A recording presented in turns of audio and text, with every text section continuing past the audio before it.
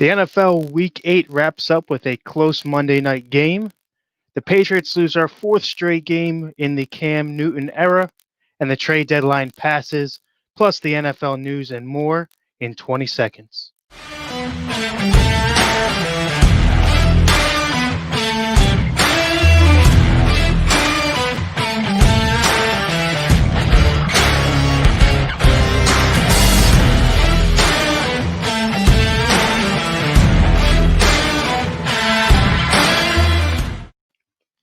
Hello, fellow fanatics. Welcome to the Average Bros Fantasy Show, sponsored by Football Darts and Fantasy Sports Alliance. First, we want to thank our broadcast sponsor, Football Darts. Football Darts is a dart game that combines the skill of traditional darts with the strategies of American football. This innovative dart game is played on a uniquely designed multiple target dartboard. Unlike traditional British darts, American football darts is a game that combines both the skill of darts and the strategies of football. It can be played in sports bars, at tailgate events, as league tournaments, or as a leisure activity in the comfort of your own home. If you'd like to check out their officially licensed collegiate dartboards, go to footballdarts.com, and they can also be found now on Target and Wayfair as well.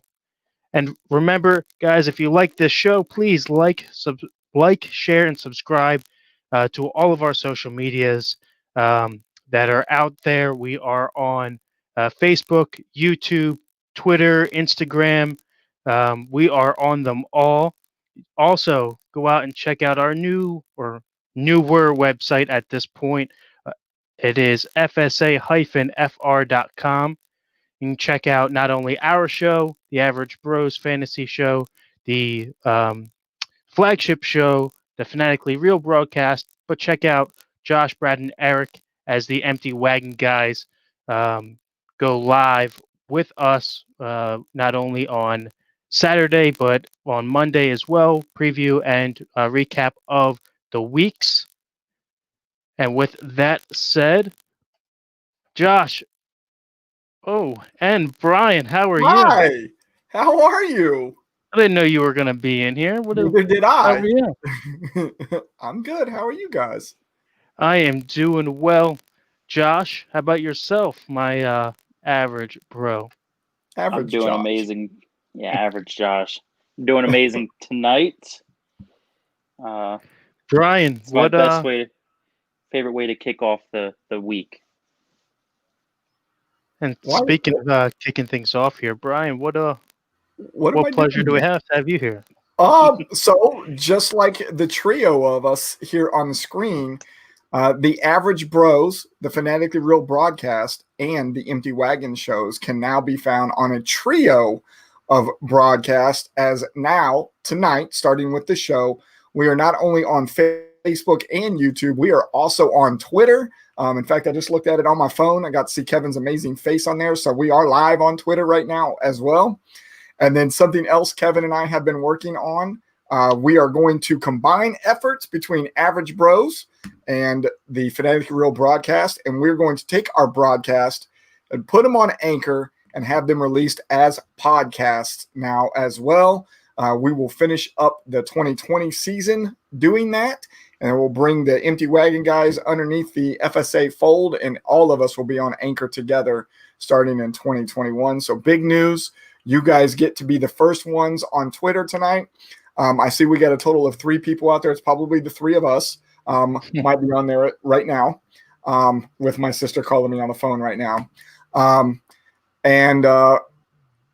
Everybody else is probably watching the elections right now would be my guess. Probably, but if that is the case, as you mentioned, we can now be downloaded. We will put out our podcast form to listen to us. It will go live at 5 a.m. Wednesdays is the plan, and that can be found at Fantasy Sports Alliance on Anchor as well as Spotify. Look us up, Fantasy Sports Alliance, on both of those. Soon enough, we will end up getting the watch and the listen drop-down menus on the website to specifically go to each one of the shows that you want to listen to. So we will have watch and listen there for all of the shows. So instead of it just taking you to one spot, it'll take you to the specific spot. So you can always find what you want under FSA. Chris says election politics, who care? 100% agree with that. That's why we're here tonight. Let's take a break from something that is a little stressful. Well, this might be just as stressful depending on who you are. Maria on with us. Maria, how are you? Yeah, I don't think that this is any less stressful, being a Patriots fan and on the flip side of things in the fantasy realm this week, not breaking 100 points, which I know that we'll get into a little bit more tomorrow night. But speaking of which, I know I mentioned it when we opened up the show. I want to get your thoughts before you head out or don't head out, whichever it is, on Cam Newton and his skid as a Patriot. I think we're starting to realize that the New England's offense is not a system. Tom Brady is not a systems quarterback. You can't just plug anybody in there with Bill Belichick. Everybody would like to say, well, Cam's not as talented as Tom. Cam went to a Super Bowl not that long ago. Really good Super Bowl. I don't know. Maybe he's just out of his prime. I mean, it's hard to say that when we're trying to talk about Tom Brady in the same respect. And Tom's 42, 43 years old right now. So I'm not sad to see it. Because I like watching the Patriots fail right now, because it does prove to the NFL and sports world that Tom maybe really is as good as advertised, especially since, granted, he has phenomenal amount of weapons around him in Tampa Bay right now, more than he ever had in all of his time that he was in New England. So I think the skid proves New England isn't just a system. Yeah, as far as the talent goes, and I've always argued this on both sides when it comes to physical, God-given talents, athletically versus football IQ. And arguably the highest football IQ across the league has been Tom Brady, and being able to adapt in game. And it's almost as if you have a coach on the field to be able to go out and manipulate the game plan based on what you're seeing and feeling, versus in Cam's situation where his football IQ is significantly lower, but it has more athletic abilities to where he goes out there and says, hey, I'm just going to put the team on my back and try to run. But then obviously, when that football IQ doesn't tell you, hey, there's a defender in front of me, let's put this ball away, you quote unquote fumble both um, the overall aspects of the game and the ball. So, um, I think that this does prove exactly what you're saying, is that, I can't say that Belichick doesn't have a system that he plays. I think that he's working with a very subpar Patriots team to build a system with, because we have seen him both with the Browns having a winning season, winning two Super Bowls with the Giants as a defensive coordinator, and then obviously the history with the Patriots. So I know that he can do it without Brady. It has been proven. But how much football IQ without him can you actually succeed with is now what you're seeing here as Brady goes on and succeeds without him. And what I mean, that leads me into my next thing here for you, Josh. My question to you is, Brady's succeeding without Belichick. How does that make you feel now having to play him this upcoming week? So I'm going to go back on your argument not argument, just point with Cam. And first off, I'm going to state the obvious here. It is so hard to compare Cam Newton and Tom Brady together because the differences, they're miles apart.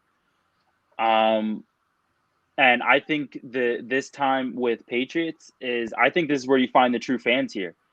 Everybody probably knew, I knew it, that the Patriots were going to have a tough year once Tom left.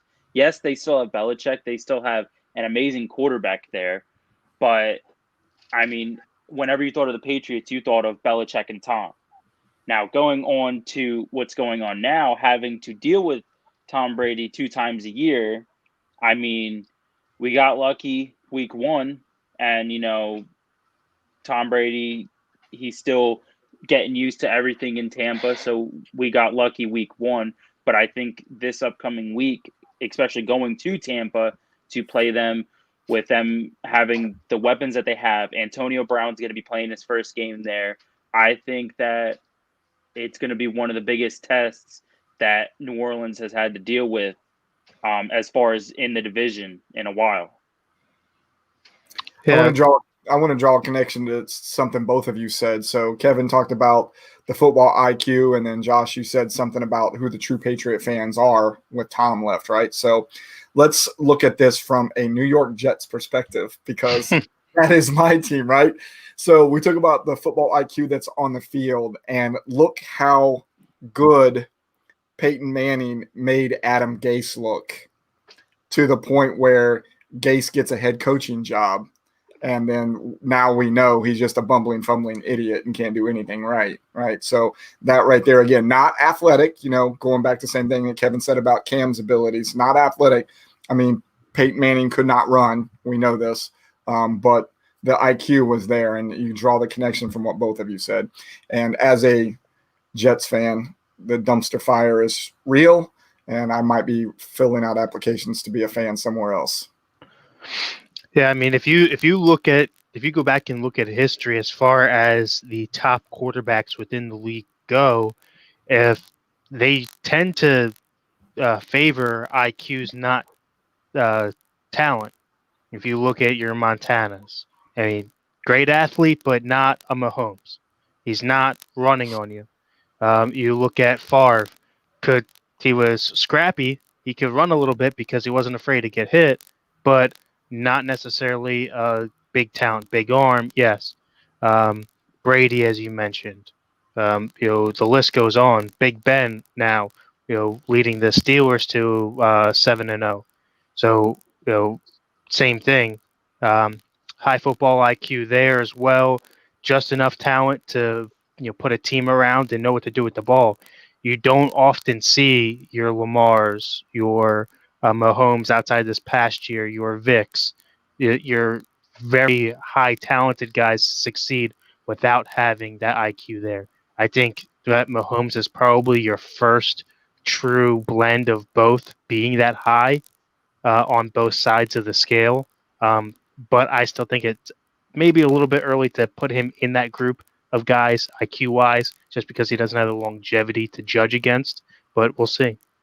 The athletic talent is definitely there, so we can already chalk that up for him for sure. So Chris Simpson said they would still had a tough year with Brady, with how many players dropped to IR early on the defensive side of the ball. In his opinion, without the defense last year, we wouldn't be having the same conversation, and he's right. From a fantasy standpoint, there was at one point where the New England Patriots were number 3 overall in scoring under the FSA system last year. So Damian says, are you guys broadcasting on Twitter? Yeah, man, you might want to rewind this show a little bit and get to see that we're on Twitter now too. So, hey, I might be average, but I'm not a brother, and you two are. So I'm going to dip out, let you guys get to your show. That way you actually can get through the segments that you need to get through tonight. All right. Well, we definitely appreciate you hopping on here, Brian, and I will see you tomorrow at 8:30. See you tomorrow night. All right, brother. Later. Yeah. Later, Josh. See you later. All right. So that brings us up to our Week 8 winners and losers. Go ahead, if you are watching us live on Facebook, YouTube, and now on Twitter, go ahead and drop your winners and losers throughout the week. Or throughout this past week, we will go ahead and throw them up on screen and go back and forth with you guys. And that goes for any segment throughout the show. We want to get you guys involved and see your comments. And if you are listening to this via podcast rather, on Spotify or on Anchor, you could always go back and check out the live videos of our average faces in those 3 places that I had just mentioned. But getting to the topic at hand, Josh, who do you have as your winner for this week, or first winner, I should say? So my first winner, we were just talking about him with having the IQ and the athleticism that every team looks for in a quarterback. I'm going to say my first winner is going to be Patrick Mahomes, 46 points, 416 yards, and 5 touchdowns. It's pretty much like they were playing backyard football against the Jets. I'm sorry to rub salt on the wound, Brian, but it, anybody knew that this was going to happen this weekend. Yeah, I mean, this is just I think not only a pat on the back for Patrick Mahomes, but to the Chiefs as a whole, right? Because they have been stopped or they were stopped this week as far as the running game goes. One of my big losers for this week is actually Clyde Edwards-Helaire, who only put up 4.6 points within the MFL and FSA scoring standards across the board. But as you see on the flip side, Mahomes had himself a day and showed that even if you make them one dimensional and they don't get a run game started, they most certainly can beat you through the air with all of the weapons they have and the speed outside with Tyreek Hill. Yeah, I think within these past 2 weeks, they showed all like what they can do. Last week they were playing in the snow. They couldn't really get the ball, through the air. So they had a really good run game with Clyde Edwards-Helaire and then just picking up Le'Veon Bell. They showed that they can run the ball. And then obviously this week, the Jets were able to shut down their running game. But being the Chiefs as good as they are, they showed that they can throw the ball as well. Yeah, Eric chimes in here and says Kansas City is too efficient on that side of the ball. I agree 100%. We talk about this all the time is when you make a team one-dimensional, what are they going to do? You see this with teams like the Giants running the ball with just Saquon, or you look at the Patriots when they did have Brady, or now with Cam, when you can't get a run game going, how do you fare playing out, throughout the week? And then if you look at Kansas City, absolutely tearing the Jets up and not having anything going on the ground game. So, whatever you want to stop, you best be ready to try to protect deep down the field one way or the other, because it's not really going to matter. They'll do as they please on offense. Yeah, I think when it comes to Kansas City's point of view, it yes, if you can stop the run game, go take the extra step. They have Tyreek Hill where they can easily launch a long ball on you real quick. Stop the run game and stop the deep ball at least. Yeah, Chris chimes in with us again and says, "Do you think that the Jets just set to stop the run to prevent anything through Bell?" I don't necessarily think so, only because of that dynamic that we just said. I mean, I think that containing the Chiefs' backfield is key regardless, because Mahomes can run, and they do have dual threats in the backfield with Bell and Edwards-Helaire back there. But with that being said, the you never want to do that with how fast that team is. Mahomes can get the ball off so quick to guys deep down the field like Hill or Kelsey, and all the other weapons that they have out there. So it's not necessarily a and being as depleted as the Jets defense is, it doesn't really make sense to say that they tried to stop the run and thought that they could try to protect in the pass game. I think it was just a poor performance on both sides in the run game and then overall on defense. I don't think it was necessarily a game plan, from what I saw anyway, or at least Yeah, not a good game plan. I don't think they would purposely go out and hold a personal vendetta and just say in the planning room, like, hey, Right. Le'Veon Bell was just with us, so let's make our focal point to stop him. Yeah. And speaking of a guy still lighting it up, as the weeks progress, and doing it this week without a run game, is Russell Wilson putting up 35.24 points through FSA um, scoring, absolutely having a game. As predicted, he did switch off of Lockett and went to his bigger receiver, DK Metcalf, this week, proving that they do probably have, in my opinion, the best receiver duo in the league. You know, the only other one that I can really think of that's up there is possibly Thielen and Jefferson when both healthy. Maybe Julio and Ridley, but none have come close to what DK and Lockett have put up. Yeah, so talking about wide receiver duos, there was one that, if healthy, they can be, in contention for the best duo. And as sad as it is for me to say, I would think it would be Evans and Godwin as well. I know they're a strong duo with AB, Antonio Brown being there this week. Maybe it could be Evans and Antonio Brown, or Godwin and Antonio Brown. But um, I'm glad that you mentioned Russell Wilson, because that takes me into my second winner of the week, and it was the receiver that you mentioned that he was tossing the ball to. It's going to be DK Metcalf, 38.1 points, 12 receptions, 161 yards, and 2 touchdowns. The man is an absolute freak, and uh, I think that the Seahawks got him for a steal. For him dropping to the second round completely shocked everybody. Everybody thought he was going to be a first round pick, but unfortunately fell to the second round. And in the end, Seahawks find themselves an absolute stud. Well, that was the big thing, right? When the way that he plays, and the reason why he fell was off-field antics, as well as being one-dimensional as a receiver. They thought that he was just going to be the big body down the sideline, run a straight line, can't do anything else. But as the Seahawks have proven, you pair that with a talented receiver, and you show him what he has to do to help you out. You don't really have to run more than that. I mean, Drew Brees, perfect example, has done the same thing with Michael Thomas. And the big thing with them is, hey, he only runs slants. He only runs inside. But do you really have to do anything else if it's working? I mean, no one has really stopped it to make him play any other way. So until you beat DK down, over the middle or one on one, splitting the safety.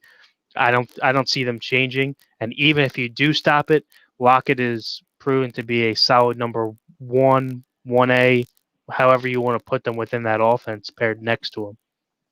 Yeah. As far as what Breeze and Michael Thomas goes, I mean, yes, if pretty much if it isn't broke, don't fix it. And what happened last season when Thomas was running all the slants, short out routes, short in routes, he broke a record, 149 receptions in a season. And in DK's case, he took an extra step further. I mean, he's built like a tight end, but he can run like a receiver. He ran like a 4.4, 4.3. Yeah, something like that. I don't know the exact Yeah, so stat on he is pretty quick. Yeah. And as we saw, I forget now, 2 weeks ago, who was it that caught the interception and was run down by DK? He got put on notice Oh, real quick. Buda Baker, yeah. Yeah, he found out how quick he was. Exactly. And that perfect example right there to show the speed that he has. He had a 10-yard split from him and completely just Caught the closed the gap. gap. Yeah. Yeah. And speaking of the Saints, and what they've been doing on offense, I know that Michael Thomas has been out and is looking to or eyeing to come back, but I know we'll get into that a little bit later once we bring up our NFL news. But my second winner of the night is going to be Alvin Kamara, putting up 24.8 points in a closer game than what they would hope or want to expect this week, but just showing that he is still relevant. I know that as of at the end of last year, he was seen to put on the wayside as far as top running backs in the league are concerned after having a down year. But people have to realize that with the types of receptions that Michael Thomas was having, they didn't need to have the run game that they had in years prior. So, like we said, if something's not broke, don't fix it. You get rid of that pass game and Michael Thomas being out and injured and then punching people, and we know the tale. fast forward, Kamara is still putting up great numbers for the Saints. Yeah, I think being a Saints fan, it's actually, how do I say it? Very impressive that like the workload that Kamara has been doing over these past couple weeks, being as Tom has played only the first game. He's been out since week 1, I believe, and the how he's been able to excel and pick up the slack that Thomas would usually get week in and week out. It's actually very impressive because I know through the past couple of weeks we would go back and forth saying, "Oh, it's going to be Traquan Smith. Oh, it's going to be Emmanuel Sanders, Jared Cook," and week in and week out, it ends up just being Kamara. Yeah, I know that hurts you a little bit. I know that you want Traquan Smith to be the next guy, but Kamara keeps taking his thunder. Listen, as long as they're winning, which they are, 4-game winning streak, I'm happy. I'm happy with it. That's all that matters in my point. Who do you have on the opposite side? Who do you have So that did not fare so well this week? somebody who did not fare so well, which, in their case, first NFL start this week, it's going to be Tua. Only 93 passing yards, 1 touchdown, and 1 fumble. Couldn't even accumulate 100 yards passing. Yes, they did get the win. But I'm not completely sold on Tua yet. I know we were talking about this right before the show that personally, in my personal opinion, if Tua doesn't, start to show some glimpse of sunshine next week, it might be time to hand the ball back to Fitzmagic. I know you and Brian were saying that Dolphins wouldn't do it that quickly, which completely understand. But Yeah, I think that, as I predicted or projected on last week's show, that both Tua and Parker would have a lackluster first outing as in comparison to what most people would expect out of him, the hype behind the rookie in Tua. Um, but you got to remember, first game in, wasn't getting first team reps, obviously, with Fitzpatrick in there. So that chemistry takes time. As we see in Tampa, even a veteran quarterback and receiver took a couple of weeks to get their rhythm going with Brady and his plethora of receivers. So I don't think that I think Tua will finish out the year, especially with being in the division and position they're in. They're still right in the thick of things with that third wild card spot this season. But with that being said, I think you just got to give it time. I'm not necessarily a Tua guy myself. I don't think he will live up to the number 1 overall draft pick hype that people put behind him outside of the injuries, where mhm. people thought that he was supposed to go if he was healthy over Burrow. I don't think he'll be that good. Um, but then again, it also depends, what is what are the Dolphins going to put around him to support him and give him the help that he needs? I think that this upcoming week will be a better judge for him versus this past week. Yeah, I think it's kind of the same situation that Brady was put in last season. I mean, you have an amazing quarterback. Not saying Tua is amazing yet, but you have an amazing quarterback who couldn't really do much on offense. But that's because, like, look who was around him. I mean, Right. your number one receiver was a slot receiver at that. Yeah.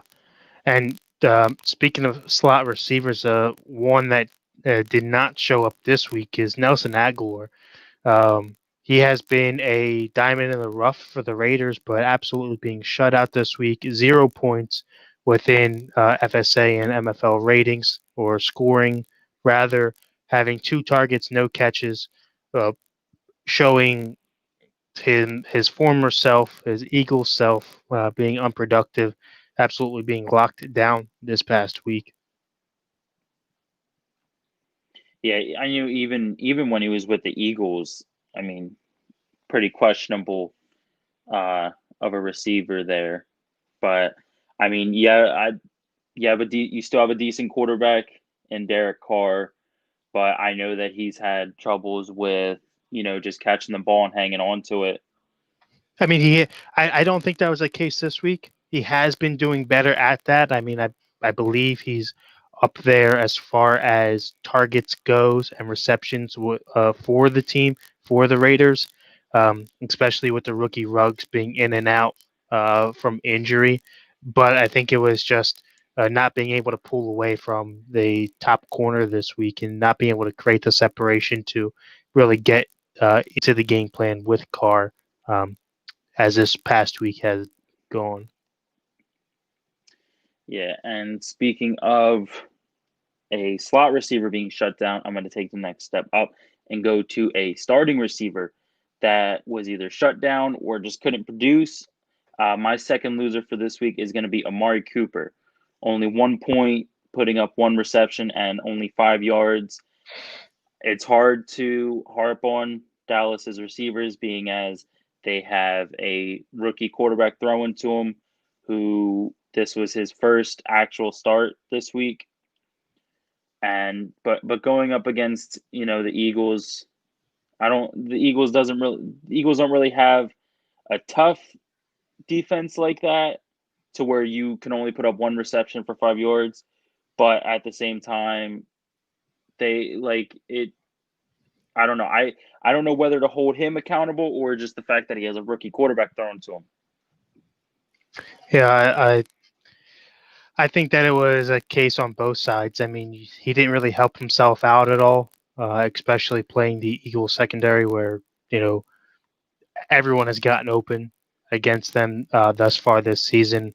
But you do have a very lackluster rookie throwing to you, somebody that's supposed to be, bottom of the depth chart for you. So I can't really put that on him too much. Did hurt my feelings a little bit, being that I had to start him this week in fantasy. Thought he would have performed a little bit better than what he did, um, but obviously proved me wrong that the quarterback has had a lot to do with some of his success anyway. And speaking of which, who'd you have as your final loser on the week? Who else for you was So lackluster? my final loser for this week is going to be Rojo. 5.1 points, 23 yards rushing, 23 yards receiving, 4 receptions, and 1 fumble. And I know after he had the fumble, it was still early in the game, and it was a while before he even got back into the game. I understand that, Tampa Bay, with all the weapons that they have, but the reason that from what I'm assuming, from what it looked like on a viewer's perspective, it was your own fault that, you were taken out of the game for so long because of the fumble that you had. Like, you caught the ball, turned around, and you dropped it. I don't know what you saw, whether you thought you could have gotten more. I mean, with your back turned to the defense, you might as well just stay on the ground. Yeah, I mean, that's one of the biggest no-nos within a offense run by both Arians and by Brady is the turnover ratio, right? It's, you're not helping yourself out any once you put that ball on the ground and you give up, the turnover. And he has had an issue with it all season long. When he's been on the field, he does have a few turnovers. So does that whole backfield with Fournette and Vaughn as well, Keyshawn Vaughn. So it's not surprising that they benched him a little bit to try to teach him a lesson.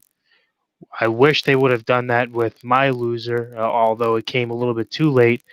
Cam Newton this week, not doing awful as far as points are concerned with 17.5, but giving up the game on a fumble, putting the ball on the ground as you're already in field goal range to beat the Buffalo Bills and falling apart. The second time now doing that, as far as giving the game up on the at the end. And, as we mentioned earlier in the broadcast, sliding down to 4 straight losses, first time in a long time. I believe it may be the first time under Belichick, actually. I'll have to double check that, but, you know, absolute terrible game as a team perspective. fantasy-wise, did have the 17 points, but overall, got to do better. Yeah, I think this is very unknown territory to Belichick, being 4-game losing streak. What are they, 2-4 now? Yeah.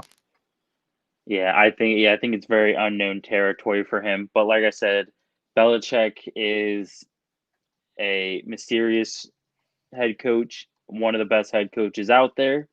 And for your sake, being as you're my brother here, all I'm going to leave it on is I feel like Belichick may have a few tricks up his sleeve that he can pull out on the second half of the season where he can maybe save New England's season and try and sneak in with a wild card spot. I mean, who knows? And with that being said, who did you have as your final winner for the week? So my final winner coming out of injury with a very strong performance, picking up where he left off. It's going to be Dalvin Cook, our top scorer for the week overall, 54.1 points, 163 yards, 3 touchdowns rushing. Then he had 63 yards receiving and caught a touchdown pass as well. Like I said, coming off an injury, that is one of the best performances you can have. And I believe that is the best performance overall in fantasy throughout FSA and MFL this season. Last week, the big number was put up 51, first 50-point game by Lockett. That being broken, as you mentioned, 54, I believe, by Cook this week.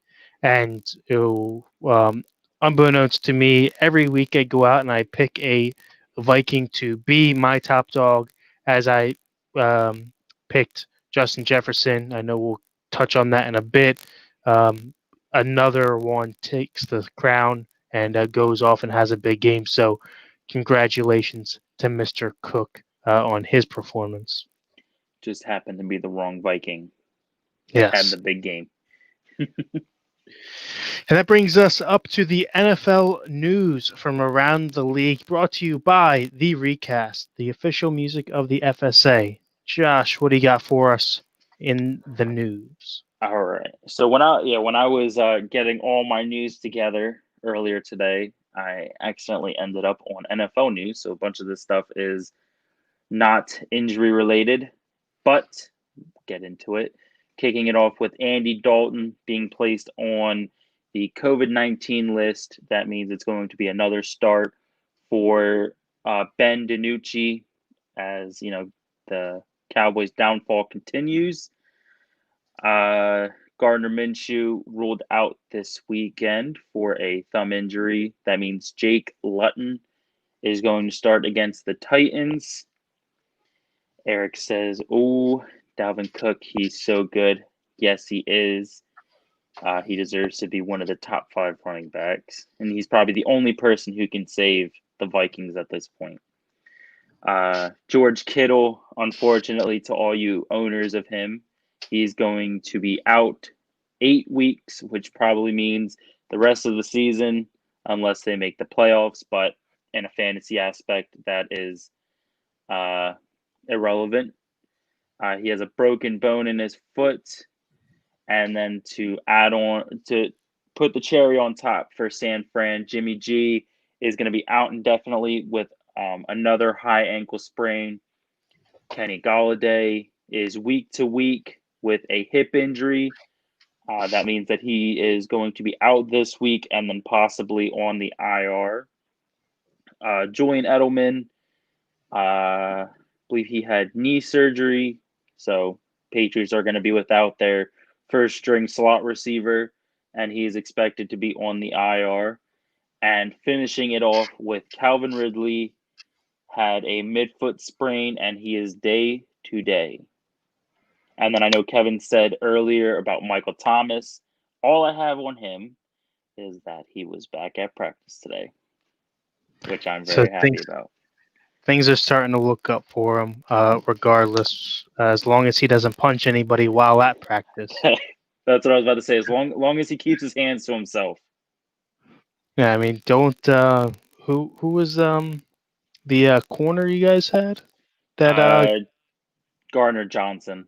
yeah. Which I will say in Thomas's defense, him as a player, he can get a little mouthy.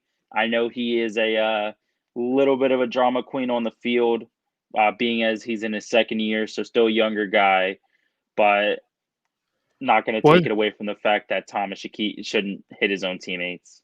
Who was it that Thomas hit? Was it Johnson? Yeah, it was Gardner Johnson. Yeah.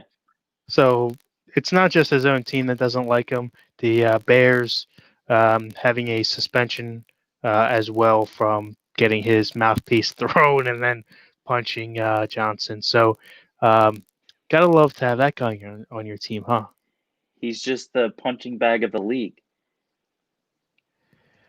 Eric asks us any AB predictions now that he's been officially activated. There will be some AB predictions as the show continues. If you stick around there, Eric, I will kick it off with it though and jump down a little bit as we get into our odd man out segment of the show, where we go over a couple guys that we would sit in the upcoming week, who we say to start in their place, and then a guy to add off the waivers, whether it be for injury reasons, which we had just gone over, or to cover the buys, which you see scrolling across the screen there. For the people listening at home via Spotify or Anchor on our podcast version, those buys are going to be Philadelphia, um, the Rams, the Browns, and the Bengals all on bye this week. So when you go to start your lineups, keep that in mind for yourselves.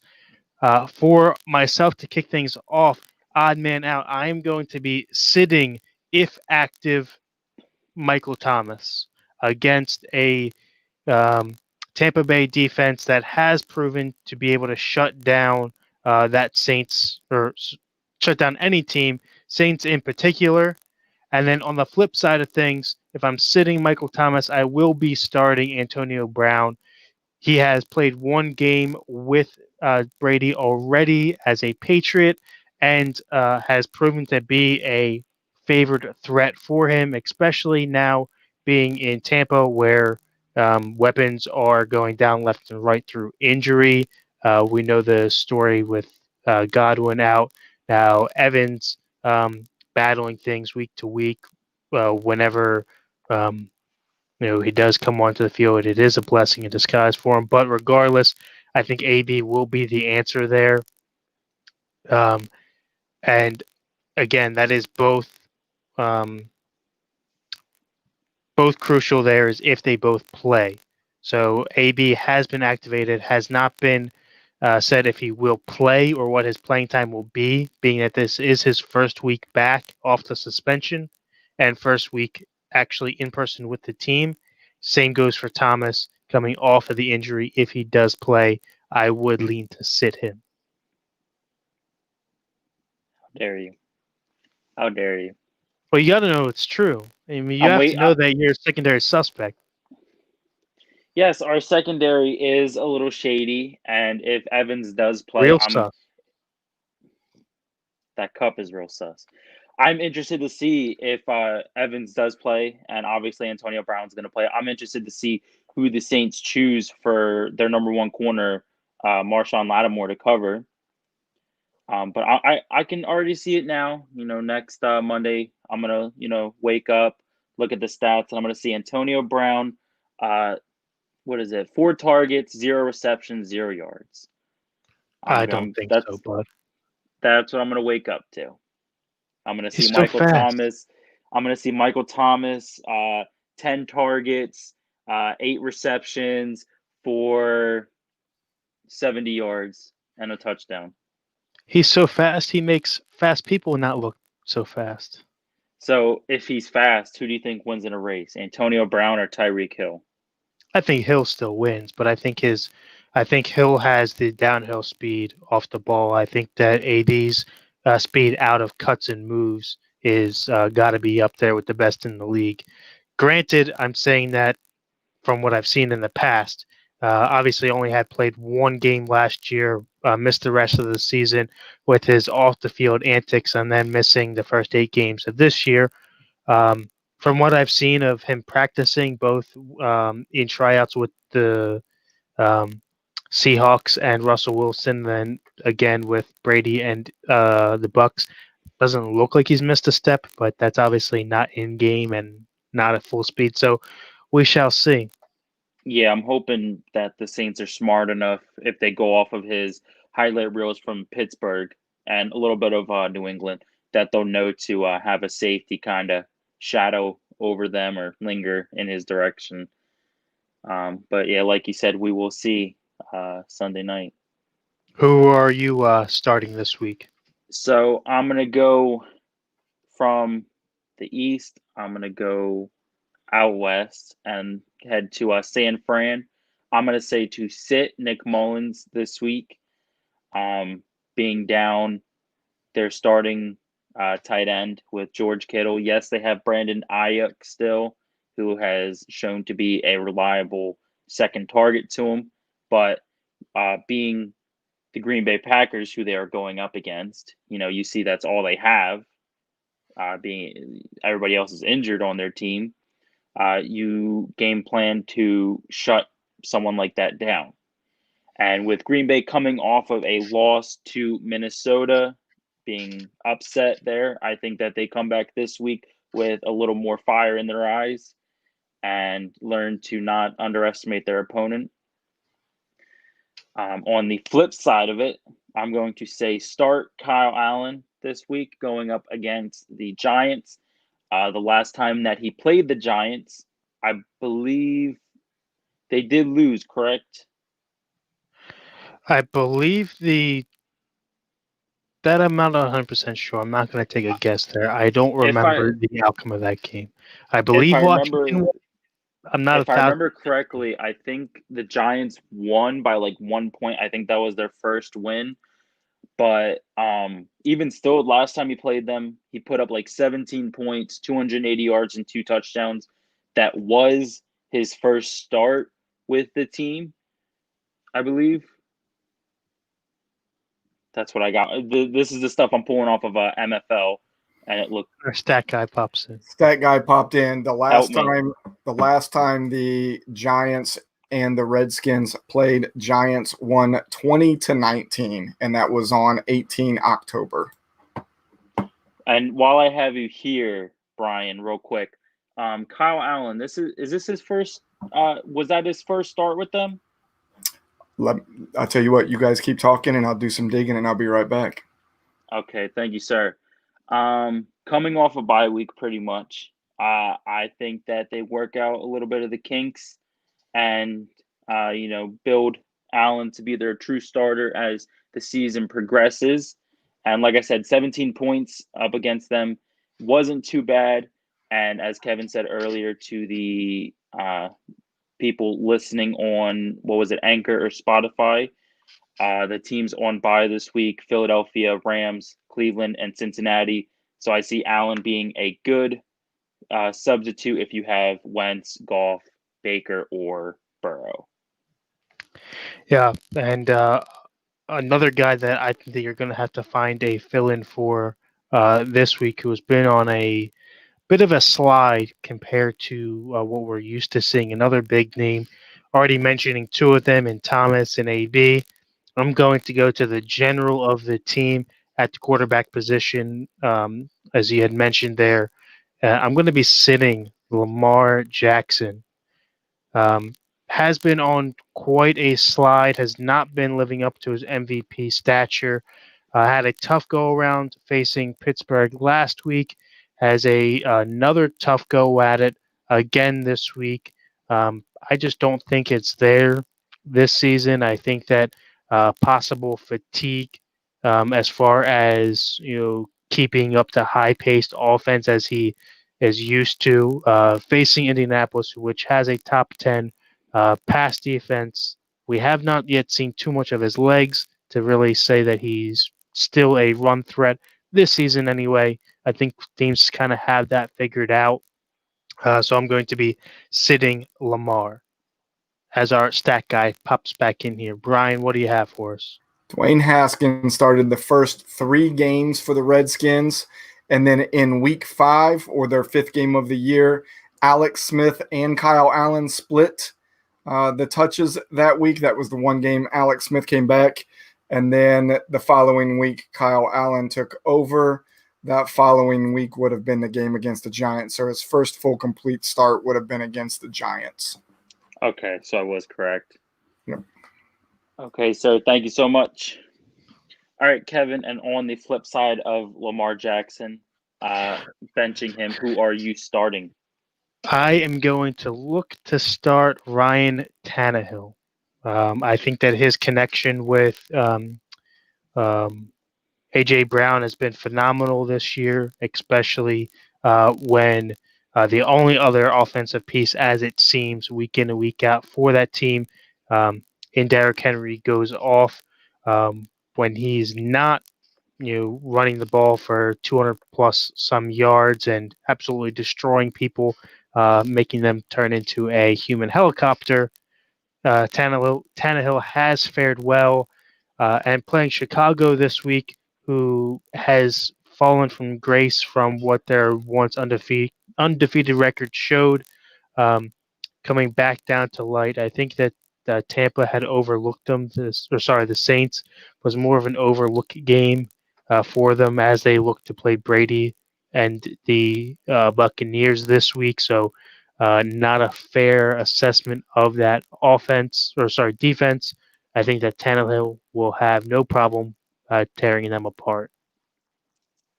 Yeah, I think in New Orleans' case, I think like the Bears, they were looking like a pretty solid team near the beginning of the game, but I think as the game progressed, whether it was fatigue or New Orleans was just finding their kryptonite, they were able to pull it back and win in overtime thanks to the leg of Will Lutz, who actually missed a field goal that game, anyways.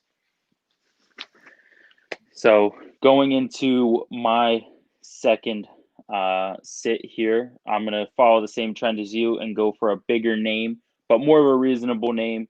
I'm going to say to sit Zeke this week. If you look at the teams that he actually has put up numbers against, he put up 23 against Atlanta, 20 against Cleveland, 27 against the Giants, and 30 against the Rams, which, yes, that 30 points was the beginning of the season when everybody was healthy. And then you put him against a team that is top 5 on defense. Also to mention that he only he just cleared 10 points against the Eagles last week. And then the 2 previous weeks before that didn't even clear 10 points. So, like I said, when you put him up against a top 5 defense, I think that the Steelers are just going to absolutely shut him down. Yeah, I think that that's a fair assessment to make. Has not been playing all too well as of late without having that pass game to set things up for him. Also having ball control issues. Had the 2 fumble game, so not looking like the Zeke of last year. Possibly because of the lack of a passing game within the offensive scheme. But we shall see. Who are you starting in place of Zeke if he is riding the bench for you? So I'm going to say, and now this name pops in and out of our show here and there, but all in all has had a pretty solid season so far. It's going to be James Robinson. Uh, pretty much what I was saying about Kyle Allen, another player coming off of a bye week. Who they're going up against Houston, which Houston has the second worst rushing defense. What was I about to say? Drawing a blank here. I forgot exactly how much rushing yards they were allowing per game, but this past week, or not this past week, the week before, put up over 30 points against the Chargers, and I don't think that the Texans are any better than the Chargers. Yeah, especially coming off the bye from last week, I think that that will bode well for him this week. And um, Jacksonville, I believe, is as you mentioned earlier, without Minshew. Yeah, So so Minshew's going to be out for a little time, and thank you, Kevin, for adding to my argument here to start him. Without your starting quarterback, I think they're going to without. Let me back up a little bit. Without your starting quarterback and your starting receiver, I think that they lean a little more towards the running game. And for my sake of having a good pick here, let's just hope that it's not the same situation as Dallas. yeah, definitely. And as Eric chimes in here and says, too bad Fuller did not get traded to the backers.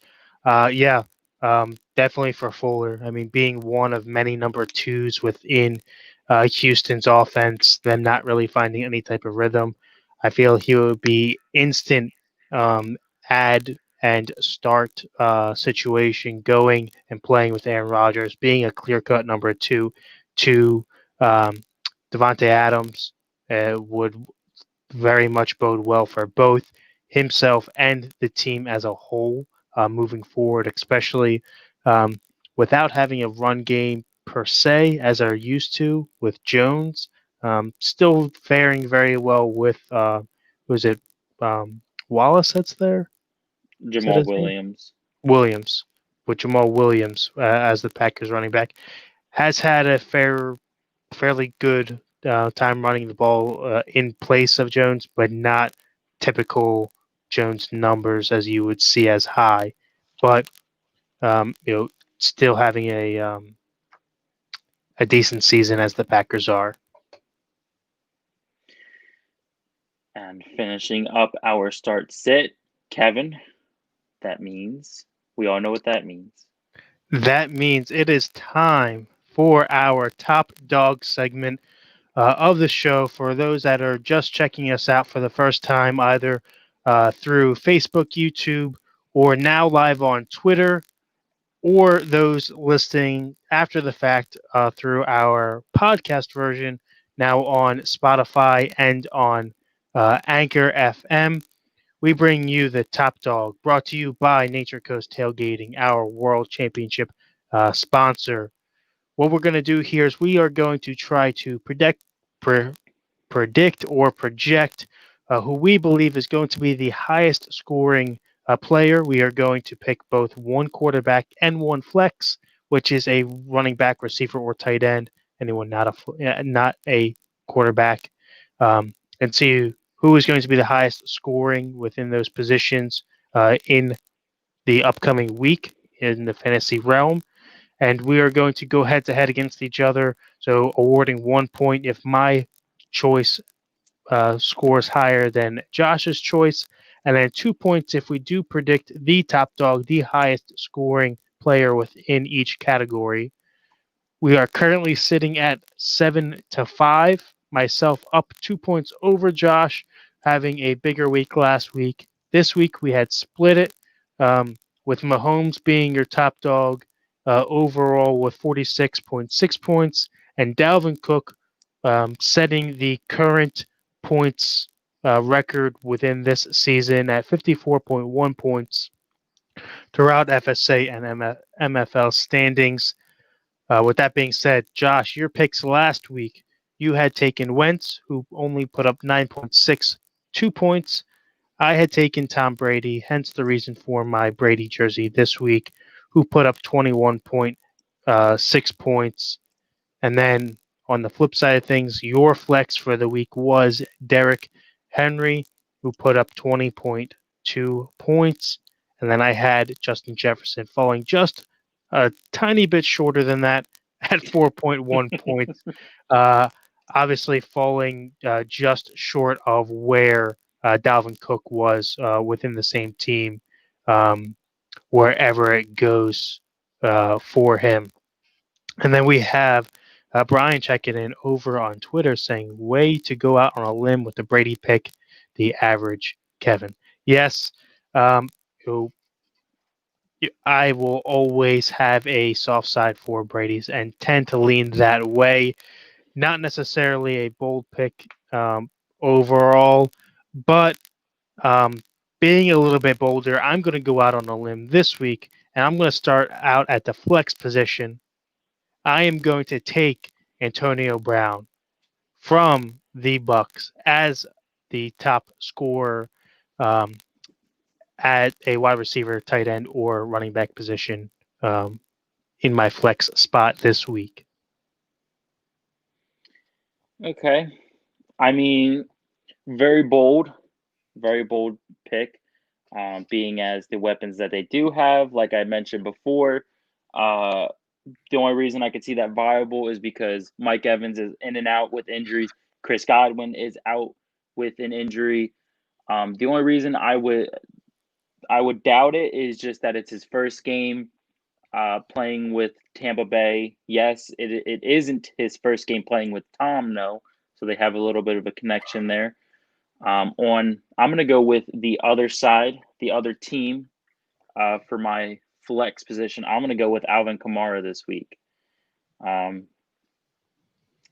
I have strong confidence that whether or not Michael Thomas comes back this week or not, I have a strong confidence that New Orleans is going to keep doing what they've been doing best, and that's handing the ball off to him.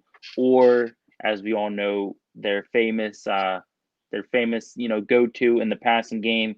They're going to throw screen routes to him.